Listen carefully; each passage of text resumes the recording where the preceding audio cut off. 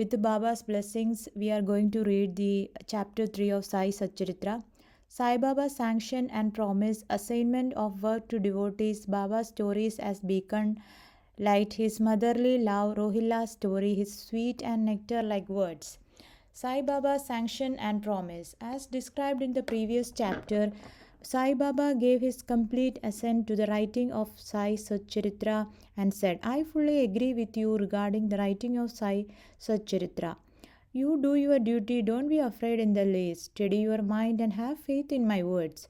If my Leelas are written, the avidya will vanish, and if they are attentively and devotedly discern to, the consciousness of the worldly existence will abate, and strong waves of devotion and love will rise up. And if one dives in deep into my Leelas, he would get precious jewels of knowledge. Hearing this, author was much pleased, and he at once became fearless and confident, and thought that work was bound to be a success. Then turning to Shama, Sai Baba said, if a man utters my name with love, I shall fulfill all his wishes, increase his devotion, and if he sings earnestly my life and my deeds him, I shall beset in front and back and on all sides. Those devotees who are attached to me, heart and soul, will naturally feel happiness when they hear these stories.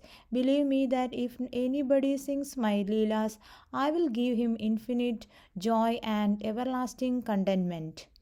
It is my special characteristic to free any person who surrenders completely to me and who does worship me faithfully and who remembers me and meditates on me constantly. How can they be conscious of worldly objects and sensations who utter my name, who worship me, who think of my stories and my life, and who thus always remember me?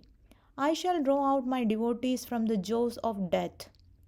If my stories are listened to, all the diseases will be got rid of. So hear my stories with respect and think and meditate on them, assimilate them. This is the way of happiness and contentment. The pride and egoism of my devotees will vanish. The mind of the hearers will be set at rest, and if it has all hearted and complete faith, it will be one with supreme consciousness. The simple remembrance of my name as Sai will do away with sins of speech and hearing. Different works assigned to devotees. The Lord entrusts different works to different devotees. Some are given the work of building temples and mats of or gods, a flight of steps on rivers. Some are made to sing the glories of God. Some are sent on pilgrimages. But to me was allotted the work of writing the Satcharitra. Being a jack of all trades but master of none, I was quite unqualified for this job. Then why should I undertake such a difficult job? Who can describe the true life of Sai Baba? Sai Baba's grace alone can enable one to accomplish this difficult work. So when I took up the pen in my hand, Sai Baba took away my egoism and wrote himself his stories. The credit of relating these stories therefore goes to him and not to me. Though Brahmin by birth, I lacked the two eyes of Shruti and Smriti, and therefore was not at all capable of writing the Satcharitra. But the grace of the Lord makes a dumb man talk, enables a lame man to cross the mountain. He alone knows the knack of getting things done as he likes. Neither the flute nor the harmonium knows how the sounds are produced. This is the concern of the player. The oozing of Chandrakant jewel and the surging of the sea are not due to the jewel and the sea, but to the rise of the moon. Baba's stories as beacon light.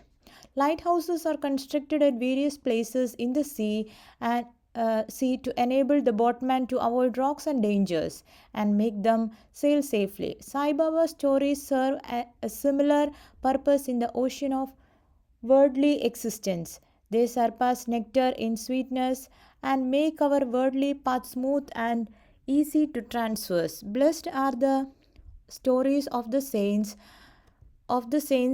when they enter our hearts through the ears, the body consciousness or egoism and the sense of duality vanish, and when they are stored in the heart, doubts fly out to all sides. Pride of of the body will fall, and wisdom will be stored in abundance. The description of Baba's pure fame and the hearing of the same with love will destroy the sins of devotees, and therefore this is the simple sadhana for attaining salvation. The sadhana for Krita age was Samadharma Dharma. For Teda age, sacrifice for Dwapara worship, and for Kali age, it is singing of the name and the glory of the Lord. This last sadhana is open to all the people of the four varnas. The other sadhanas, yoga, yajna, dhyana, and dharna, are very difficult to practice, but singing and hearing the stories and the glory of the Lord Sai Baba is very easy. We have only to turn our attention towards them. The listening and singing of the stories will remove the attachment to the senses and their objects, and will make the devotees dispassionate, and will ultimately lead them to the self realization. With this end in view, Sai Baba made me or helped me to write his stories, such Charitra Mrida. The devotees may now easily read and hear these stories of Sai Baba, and while doing so, meditate on him, his form, and thus attain devotion to Guru and God. Sai Baba get detachment and self realization. In the preparation and writing of this work, such Charidamrita, it is Sai Baba's grace which has accomplished everything, and making use of me as a mere instrument. Motherly love of Sai Baba. Everybody knows how a cow loves her infant calf. Her udder is always full, and when the calf wants milk and dashes at the udder, out comes the milk in an increasing flow. Certainly, a human mother knows the wants of her child and feeds it at her breast in time. In case of dressing and adorning the child, the mother takes particular care to see that this is well done. The child knows or cares nothing about this, but the mother's joy knows no bound when she sees her child beautifully dressed and adorned. The love of mother is peculiar, extraordinary, and disinterested, and has no parallel. Sadgurus feel this motherly love towards their disciples.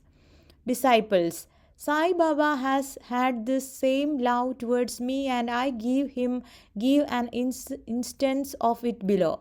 In 1916 AD, I retired from government service. The pension that was settled in my case was not sufficient to maintain my family decently. On Guru Purnima day of that year, I went to Shruti with other devotees. There, Mr. Anna Chinchinakar of his own accord prayed to Baba for me as follows: Please look kindly on him. The pension he gets is quite insufficient. His family is growing. Give him some other appointment, remove his anxiety, and make him happy. Baba replied, He will get some other job, but now he should serve me and be happy. His dishes will be ever full and never empty. He should turn all his attention towards me and avoid the company of atheists, irreligious, and wicked people. He should be meek and humble towards all and worship me, hurt and soulful. If he does this, he will get eternal happiness. The question, who is this he who worship is advocated, is already answered in a note on who is Sai Baba in the prologue at the beginning of this work. Rohilla story. The story of the Rohilla illustrates Sai Baba's all-embracing love. One Rohilla, tall and well-built, strong as a bull, came to Shruti wearing a long kafni and was enamored of Sai, who stayed there. Day and night he used to recite in a loud and harsh tone kalma and shouted Allahu Akbar. Most people of Shruti were working in their fields by day, and when they returned to their homes at night, they were welcomed with the Rohilla's harsh cries and shouts. They could get no sleep and felt much trouble and inconvenience. They suffered in silence this nuisance for some days, and when they could not stand it no longer, they approached Baba and requested him to check the Rohilla and stop the nuisance. Baba did not attend to their complaint. On the contrary, Baba took the villagers to task and asked them to mind their own business and not the Rohilla. He said to them that the Rohilla had got a very bad wife, a Santipi, who tried to come in and trouble the Rohilla and himself, but hearing the Rohilla's prayers, she dare not enter, and they were at peace and happy. In fact, the Rohilla had no wife, and by his wife, Baba meant Durbuddhi, that is, bad thoughts. As Baba liked prayers and cries to God better than anything else, he took the side of Rohilla and asked the villagers to wait and suffer the nuisance, which would abate in due course. Baba's sweet and nectar like words. One day at noon after the Aarti, devotees were returning to their lodgings when Baba gave the following beautiful advice: be wherever you like and do whatever you choose, and remember this well, that all what you do is known to me. I am the inner ruler of all and seated in their hearts. I envelop all the creatures, the movable and immovable world. I am the controller, the wire puller of the show of this universe. I am the mother, origin of all being, the harmony of three gunas, the propeller of all senses, the creator, perceiver, and destroyer. Nothing will harm him who turns his attention towards me, but Maya will lash or whip him who forgets me. All the insects, ants, the visible, movable, and immovable world is my body or form. Hearing these beautiful and precious words, I at once decided in my mind to serve no man henceforth forward, but my Guru only. But the reply of Baba to Anna Chinchinakar's query, that I would get some job, began to revolve in my mind, and I began to think whether it would come to happen. As future events showed, Baba's words came true, and I got a government job, but that was of short duration. Then I became free and solely devoted myself to the service of my Guru Sai Baba. Before concluding this chapter, I request the readers to leave out the various hindrances with indolence, sleep, wandering of mind, attachment to senses, etc., and turn their whole and undivided attention to these stories of Sai Baba. Let their love be natural. Let them know the secret of devotion. Let them not exhaust themselves by other sadhanas. Let them stick to this one simple remedy, that is, listening to Sai Baba's stories. This will destroy their ignorance and will secure for them salvation. A miser may stay at various places, but he always thinks of his buried treasure. So let Sai Baba be enthroned in the hearts of all. In the next chapter, I shall speak of Sai Baba's advent in Shruti. Boy to Sai, Sri Sai, peace to be all.